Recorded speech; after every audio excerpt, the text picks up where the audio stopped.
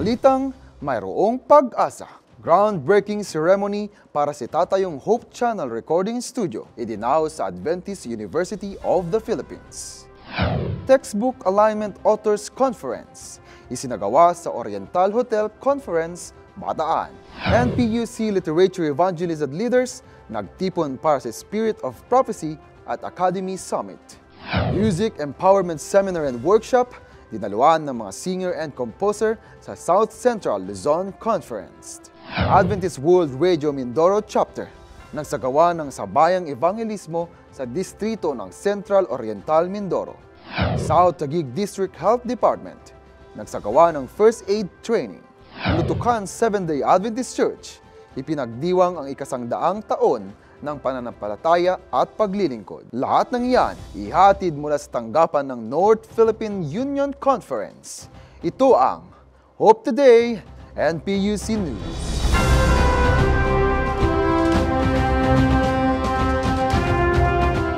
Masayang pagbati sa inyong lahat. Muli kaming nagbabalik upang magatid ng balita at mga pinakabagong update sa paglilingkod ng mga Seventh-day Adventist sa teritoryo ng North Philippine Union Conference sa Luzon.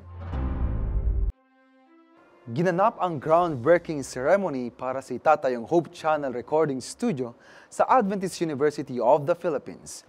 Ang proyekto na may layuning magtayo ng makabagong pasilidad ay magsusulong sa misyon ng Hope Channel na ipalaganap ang pagmamahal ng Diyos sa buong bansa sa pamamagitan ng broadcast ministry. Alamin ang buong kaganapan sa balitang May Pag-asa ni Myra Jim Tanyedo. Isa na namang hakbang ng pananampalataya ang isinagawang groundbreaking ceremony para sa itatayong Hope Channel Philippines Recording Studio noong 5 ng Nobyembre sa Adventist University of the Philippines. Ang kaganapang ito ay patunay na patuloy na paglago ng gawaing ebanghelyo sa broadcast ministry. Dinaluhan ito ng mga leaders mula sa Communication at Hope Channel Departments ng Southern Asia Pacific Division o SSD, pati na rin ng mga opisyal mula sa Regional Office sa buong tanggapan ng Southeast Asia, kasama ang 4 na presidente mula sa Adventist Unions upang ipakita ang kanilang suporta. We have seen how Hope Channel Philippines, Adventist University of the Philippines are working together towards the accomplishment of this very significant project. And here we are now. Of course, this is God's blessing. It is God who allows His people to make the plans, and of course, it is God who blesses our plans so that it will come to final fruition. Ipinahayag ni Dr. Arcelo Rosario, Pangulo ng AUP, ang kanyang kasiyahan sa pagsisimula ng proyektong napag-usapan pa noong 2022. Dagdag pa niya, magkasama nating magagawa ang dakila at makapangyarihang mga bagay para sa Panginoon. AUP is very blessed that Hope Channel Philippines has decided to make AUP host of this facility. We are looking forward at the completion of this facility and to have the program started airing so we can participate in any way that's possible. Bilang pagtatapos, ipinahayag ni Pastor Sherman Fedakan, Pangulo ng Hope Channel Philippines, ang kaniyang pasasalamat sa lahat ng dumalo sa kanilang suporta at dedikasyon sa broadcast ministry. Let us give glory and honor to our Father and for His ultimate work in our hearts. I would like to thank everyone for your presence, and let us praise God for this journey that we are going to embark until He comes. Bless everyone. Layunin magatid ng balitang Mayroong Pag-asa, Myra Jim Tanyedo, nag-uulat para sa Hope Today and PUC News. Nagtipon ang mga Adventist authors sa teritoryo ng NPUC para sa isinagawang Authors Conference sa Bataan. Layunin nito na mai-align ang mga librong ginagamit sa Adventist schools sa DepEd's matatag curriculum. Ang iba pang bahagi ng kanilang mga layunin sa gawaing ito nasa balita ni Richard Kakayan. Isang textbook alignment authors conference ang ginanap sa Oriental Hotel Conference, bataan na may temang aligned with Christ na naglalayong hikayatin muli ang mga gurong sumulat ng mga libro at i-align sa DepEd matatag curriculum. Inumpisahan ang programa sa pamamagitan ng isang devotional na pinangunahan ni Pastor Jose Zabat Jr. bilang tagapagsalita at mga guest authors naman bilang tagapagdaloy ng programa. Sinundan naman ito ng pagsasalita ni Dr. Gracel Ansaban patungkol sa malalim na pag-unawa ng DepEd matatag curriculum sa kontekstong Adventista. Kinahaponan ay pinangunahan pa rin ni Dr. Saban ang workshop na naglalayong marebisa ang mga aklat na nakalain sa matatag curriculum. Continue to be used by the Lord, for them to be inspired by the Holy Spirit. They have to keep on studying the Word of God and to stay close to God so they will be inspired, because when they write something, it affects our students in our school. So that's my message for them. Keep it up and keep using their talents for the Lord. And I want to congratulate them and praise God for their dedication and hard work. Nidagdag din ang diskusyon patungkol sa mga katanungan ng mga authors kung paano ang mas mabilis na pakikipartner ng mga layout artists na pinangunahan ni Sam Eliseo upang mas mapabilis ang paggawa ng aklat at pagre-rebisa. Pinangunahan naman ni Dr. Mary Jane Zabat ang commitment service na naglalayong bigyang papugay ang mga gurong naglaan ng kanilang panahon sa pagsusulat ng libro at inspirasyon na rin na nanggagaling sa Panginoon sa kanyang walang sawang biyaya, kalakasan at kahusayan na kanyang ibinibigay sa mga gustong magpagamit sa kanyang gawain katulad ng textbook writing. Magkaroon tayo ng patuloy na improvement kung ano man yung mga kagaya ng pagbabago sa curriculum ng matatag curriculum ngayon. Gusto natin masigurado na tayo ay aligned and makita natin yung collaboration ng bawat authors, yung ating experts, ganun din yung alignment nito sa mission, sa philosophy and objectives of Adventist education. Nagkaroon din ng awarding ceremony na nabigyan ng mga authors ng pagkakataong magkaroon ng kopya sa kanilang mga ginagawang libro at sertipiko ng pagkilala sa kanilang ambag sa sektor ng edukasyon ng Adventista. Kinabukasan naman, isinagawa ang Memorandum of Agreement signing na nagsisilbing kasunduan sa pagitan ng NPUC as publisher at mga guro bilang authors patungkol sa copyright ng paglilimbag ng aklat. Masaya ako na ako ay nakarating dito sa Bataan. Nakita ko yung aking mga co-authors na sila ay masaya at marami din kami natutunan sa mga breakout sessions. Ang challenge sa amin kasi para magkaroon tayo ng mga aklat para sa mga learners natin, para mas marami pa silang matutunan. Hindi lang for skills, reading, writing, speaking, listening, pero mas ma-improve pa nila ang kanilang buhay sa kanilang pagkikipaglakbay kay Jesus. Ayuning maghatid ng mga balitang may pag-asa. Ako po si Richard Kakayan para sa Hope Today NPUC News. NPUC authors, aligned with Christ. Literature evangelists at leaders nagsama-sama para sa isinagawang Spirit of Prophecy at Academy Summit na isinagawa sa Baguio City. Layunin ng dalawang aktibidad na ito na patuloy na mapasigla ang publishing ministry sa teritoryo ng North Philippine Union Conference. Tungayan ang papapalang atid ng programang ito sa report ni Jiramel Joy Tanyedo. Isang Spirit of Prophecy Summit o SOP Summit ang isinagawa sa Mountain Provinces Mission, ang tanggapan ng Seventh-day Adventist sa Baguio City. Dinaluhan ng mga literature evangelists at leader mula sa teritoryo ng North Philippine Union Conference o NPUC. Binibigyang diin dito ang kahalagahan ng malalim na pag-unawa sa SOP batay sa mga katotohanan ng Biblia upang maikayat din ang mga miyembro ng simbahan na gawin ito. The purpose of this Spirit of Prophecy seminar is to orient our brethren how to interpret properly the Bible and the Spirit of Prophecy, so that the people will be led to Jesus and to reading of the Bible, and to encourage our brethren to be equipped in interpreting the Bible and the Spirit of Prophecy, and to go for mission. Ito ay inorganisa ng NPUC Publishing Ministries Department sa pangunguna ni Pastor Abraham Del Rosario na may temang Lest We Forget Jesus is Coming. Ang Spirit of Prophecy ay kanyang pinapalakas ang ating unawa tungkol sa theory of inspiration ng banal na kasulatan. Gayon din po yung pagkatawag ng ating prophet na si Ellen G. White. Kaya nga po, salamat sa lahat ng mga attendees natin na nakaalam ng mga bagay na may kinalaman sa espiritu ng propesiya. Kasunod ng SOP Seminar, isinagawa naman ang Academy Summit na dinaluhan ng 100 Area Publishing Ministries leader. Dito binigyang pansin sa kung paano epektibong mamuno sa panahon ngayon at hinikayat ang mga leader na panatilihing masigla at motivated ang kanilang team. I believe the purpose of this kind of meetings here is to bring news or update our leaders to be in condition to do his job in the better way. So this is inspire, this bring news, new ideas, and this help us to continue growing our ministry.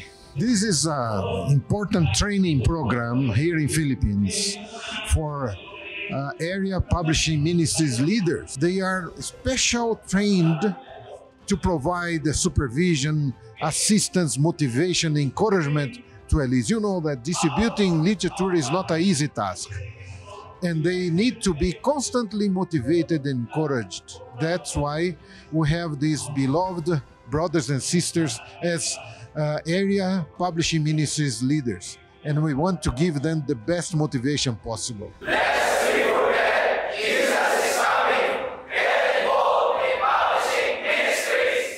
Layuning maghatid ng balitang may pag-asa, ako si Jiramel Joy Tanyedo, nag-uulat para sa Hope Today and PUC News. One-day music seminar and workshop ang dinaluhan ng mga awit at original composers sa teritoryo ng South Central Luzon Conference. Layunin nito na maitaguyod ang Adventist music kaugnay sa prinsipyo ng 28 Fundamental Beliefs. Tunghayan ang kaganapang sa workshop and seminar na ito sa balitang May Pag-asa ni Shaina Jessa Bondad.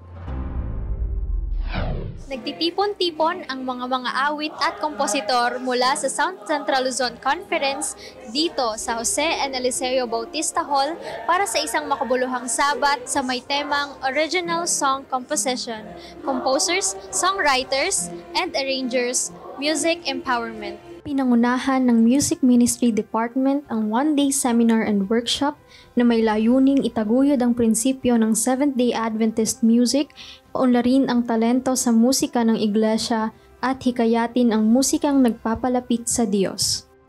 Nais kong pasalamatan ang Panginoon una sa lahat sapagkat nagkaroon ng ganitong uri ng ating pagsamba na tayo po ay nagkaroon ng napakaraming attendees mula sa Batangas, Laguna, Quezon Province sapagkat ito ay isang napakahalagang pagpupulong. Ang ilan sa mga objeto or objectives ng ating programang ito ay upang i-encourage ang ating mga Adventist talents, mga composers, songwriters, arrangers, upang sila ay makagawa ng mga awitin na ito ay in line sa ating 28 fundamental beliefs. At upang isa rin sa layunin ay upang mag-provide tayo ng platform sa ating mga Adventist talents na ma-develop yung kanilang mga skills, hindi nila itatago yung kanilang mga gifts sa paggawa ng mga awitin. At ang pinakamahalaga ay ang magkaroon ng suporta sa mga composers, songwriters, and arrangers upang sila ay makapag-produce ng mga musika na ito ay naka-align sa banal na salita ng Panginoon, ganun din sa 28 fundamental beliefs. Kung kaya't sa hapong ito, ibinabalik ko ang papuri at pasasalamat sa ating mahal na Panginoon sa pagkakaroon ng ganitong uri ng pagsamba. To God be the glory. Ang 70 mga delegado ay nakapakinig ng lektura at inspirasyon sa mga batikang kompositor na sina Windel Pedreso at Cardine Guadiz. Maraming mga bagay ang gusto natin matutunan nila. Pero sa akin yung number 1 matutunan natin, kasama na ako, na ma-unlearn natin yung mga worldly music. Kasi yung worldly music, malaking epekto nito pag gumagawa ka na ng kanta. Yung subconscious mind mo, mag-iipon ito ng mga vocabulary, mga melody na galing sa sanlibutan. At pwede mo yung ma-adapt dun sa gagawin mong kanta. So yun ang unang-una mong tanggalin. I-unlearn natin yung makasanlibutan mga kanta. Iwan talaga natin to lahat.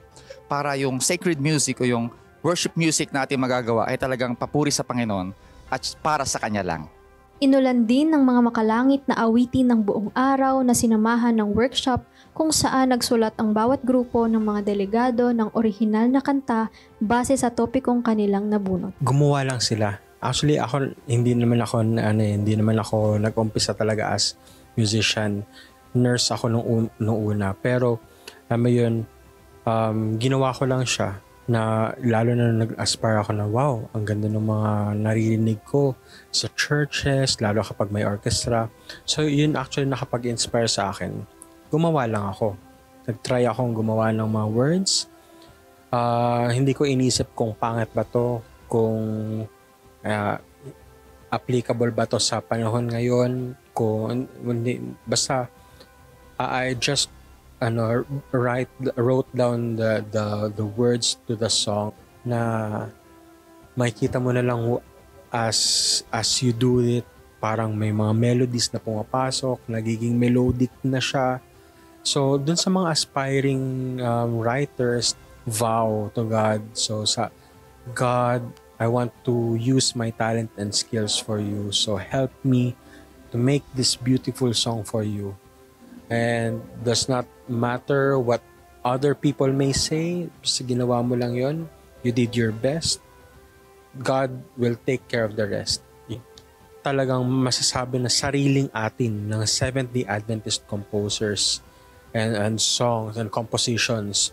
So keep writing for God. Tunay na naging pagpapala ang programang ito, hindi lamang sa mga dumalong music leaders, kundi maging sa kani-kanilang mga iglesyang uuwian. Mula rito sa South Central Luzon Conference, ito si Shaina Jessa Bondad, naghahatid ng balitang may pag-asa para sa Hope Today and PUC News.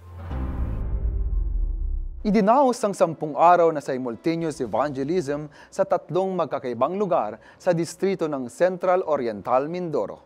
Ito ay sa pangunguna ng Adventist World Radio Mindoro Chapter kasama ang mga pastor at ilang manggagawa ng distrito. Si Ken Ephraim magpantay para sa balitang may pag-asa. Bagamat may kanya-kanyang pinagkakaabalahan, sabay pa ang lamig at sama ng panahon, hindi ito naging hadlang sa pagpapatuloy ng 10 araw na simultaneous evangelism sa iba't ibang lugar sa distrito ng Central Oriental Mindoro. Sa ilalim ng temang Tanging Pag-asa, sabay-sabay na sinimulan ang pangangaral sa tulong ng mga kapatiran ng distrito at mangunguna ng mga pastor at elders na sina Pastor Daniel Villasur, Pastor Gerald Macatol, Pastor Vincent Elihay, Brother Osea Cesar at Brother Alan Claro na nagmula pa sa malalayong lugar at Adventist World Radio. Ang pagkakaroon ng pagkakataon na maging isa sa mga speaker dito sa lugar ng Maluwan-Luwan ay unang-una ay excited po ako. Yan po pakiramdam ko po talaga. Kasi isang napakahalagang misyon yung atin pong gagawin na kung saan ay maghahatid po tayo ng pag-asa sa mga tao po na taga dito. Pangalawa po ay ang magiging speaker at makita ang bunga ng pinagpagalan dito po sa lugar na ito ay talagang napakasaya at nakakataba ng puso na nakita natin yung resulta ng ating gawain sa lugar dito na kung saan ay nakita natin yung kaluluwa na kung saan ay hinahanap ng ating Panginoong Hesus at sila ay nabigyan ng pag-asa. Sa ganap na alas 6 hanggang alas 8 ng gabi, isinagawa ang nasabing evangelism sa lugar ng Kalubayan, Kampamento at Maluwan-Luwan kung saan may 3 site, Zone 1, Zone 2 at Zone 3 na pinagdausan. Tinalakay dito ang mga lektura tungkol sa kalusugan at mga aral ng pag-asa mula sa Biblia na matamang pinakinggan ng bawat individual na dumadalo gabi-gabi. Para sa akin, ang aking naramdaman nung ako'y muling bininyagan ay naramdaman ko ang pagkakaroon ng panibagong bukas at panibagong pananampalataya sa Panginoon. Sa 8 araw na pagdalo ko, naging maayos, naging malinaw ang aking kaisipan tungkol sa Biblia. Doon sa lahat ng mga sermon, sa pangkalusugan, naging bukas ang aming kaisipan, maging maingat sa aming mga kalusugan, sa aming mga kinakain, sa aming mga ginagawa, sa aming mga iniinom, naging maingat kami. Ang pangangaral ay nagtapos noong Sabado kasabay ng bautismo ng mga kaibigang nagdesisyong tumanggap sa ating Panginoon.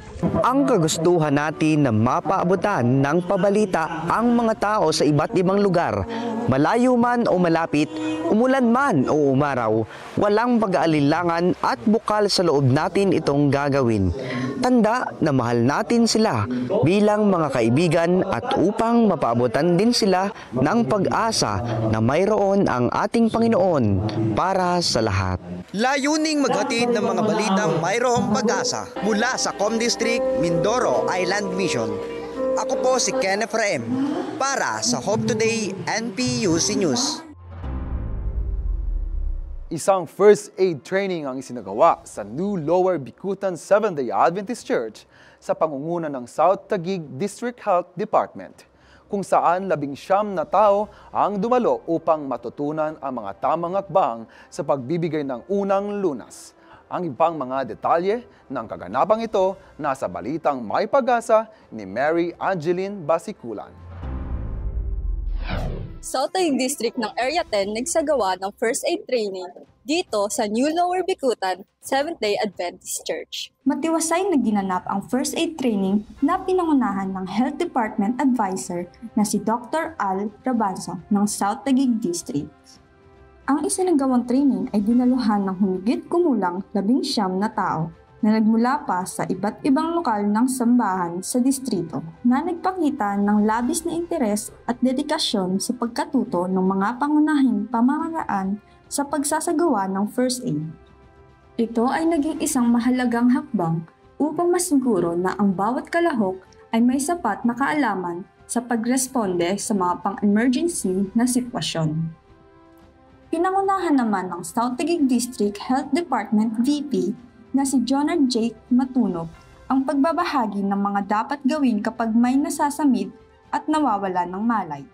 Kasama na rin rito ang pagtuturo ng tamang paraan ng pagsasagawa ng CPR o cardiopulmonary resuscitation na natutunan ng mga kalahok ang hakbang-hakbangan na pamamaraan sa pagre-responde. Purihin ang Panginoon dahil pinatnubayan niya ang training na ito at naging daan sa mga dumalo na madagdagan ang kanilang kaalaman tungkol sa pagsasagawa ng first aid.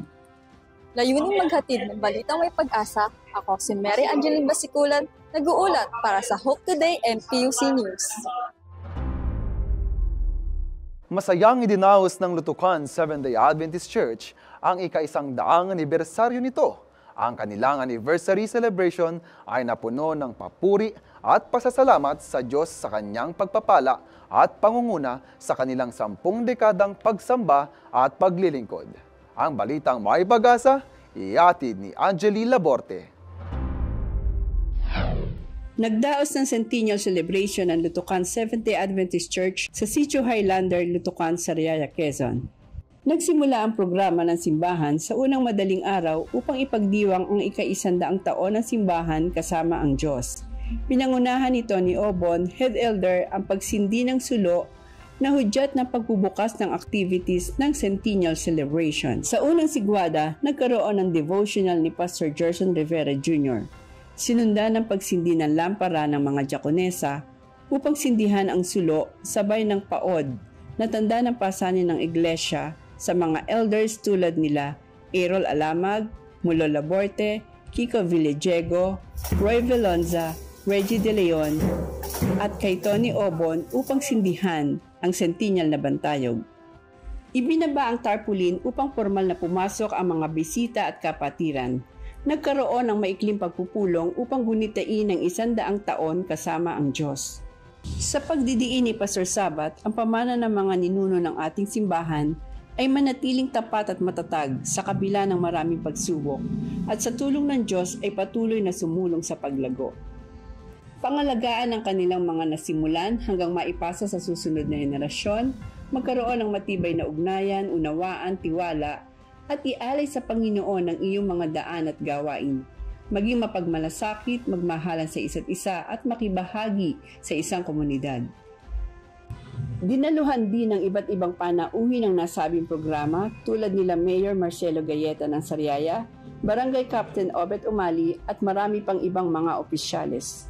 Sinundan ito ng pagbubukas ng kurtina ng bantayog ni Pastor Jose Sabat kasama ng SCLC President na si Pastor Jasper Flores, panalangin ni Executive Secretary Pastor Juby Estrada at marami pang mga direktor at opisyales na sumaksi sa naturang activities. Matapos ang pulong, nagkaroon ng 100 human formation upang ipakita ang pagkakaisa ng mga kapatiran na patunay ng patuloy na paglago ng iglesia. Sinundan ito ng motorcade na pinangunahan ng Police Mobile at ng PNP Chief ng Sariaya, Lieutenant Colonel Carlos C. Caceres, Barangay Patrol at Mobile Ambulance na tinahak ang 40 kilometers na nagsimula sa Lutucan Church hanggang sa bayan ng Sariaya, Castañas, Limbon, Gisgis, Bignay, Montesilio hanggang makabalik ang parada sa Lutucan. Layunin ng parada na maipakita sa mga tao ang ika-100 taong selebrasyon. Layuning makapaghatid ng balitang may pag-asa, ako si Angeli de Guzman Laborte, nag-uulat para sa Hope Today and PUC News.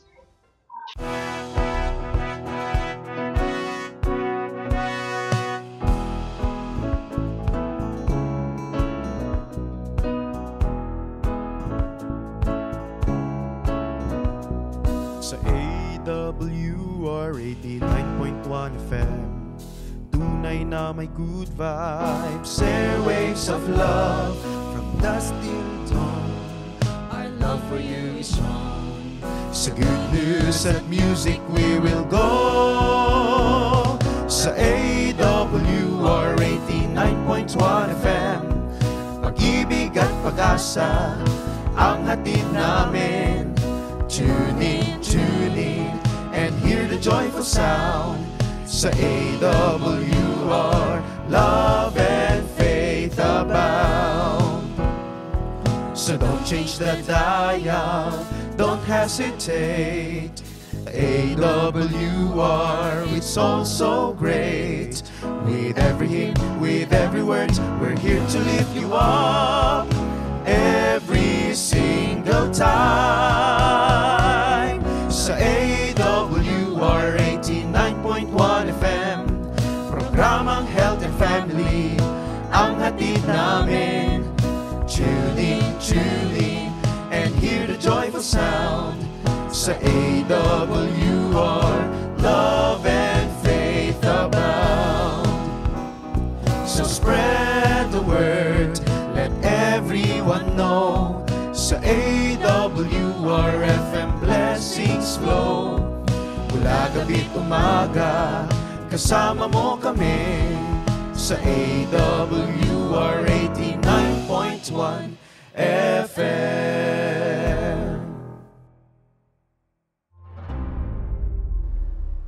Yan muna ang mga balitang aming hatid ngayon. Palaging tumutok sa Hope Channel Philippines para sa mga updates sa ating mga kapatid at kanilang mga paglilingkod sa buong Luzon ngayong taon. Tuloy-tuloy pa rin ang online programs and services dito sa Hope Channel North Philippines at sa lahat ng Adventist Facebook pages na naka-flash ngayon sa inyong screen. Laging subaybayan ang mga programang hatid ng Adventist World Radio sa buong Mega Manila. Pakinggan ang AWR sa Wave 89.1 FM. Mapapanood din ng teleradyo ng mga programang iyan sa Facebook pages ng AWR Luzon, North Philippine Union Conference, Central Luzon Conference at Adventist Medical Center, Manila. Sa aming mga kaibigang news contributor, tuloy-tuloy pa rin ang aming pagtanggap ng mga balitang nais niyong maisama sa ating mga news episode.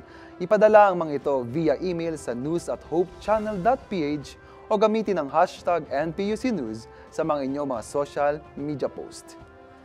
Mula dito sa North Philippine Union Conference, ako si DJ Cabalbal at ito ang Hope Today NPUC News.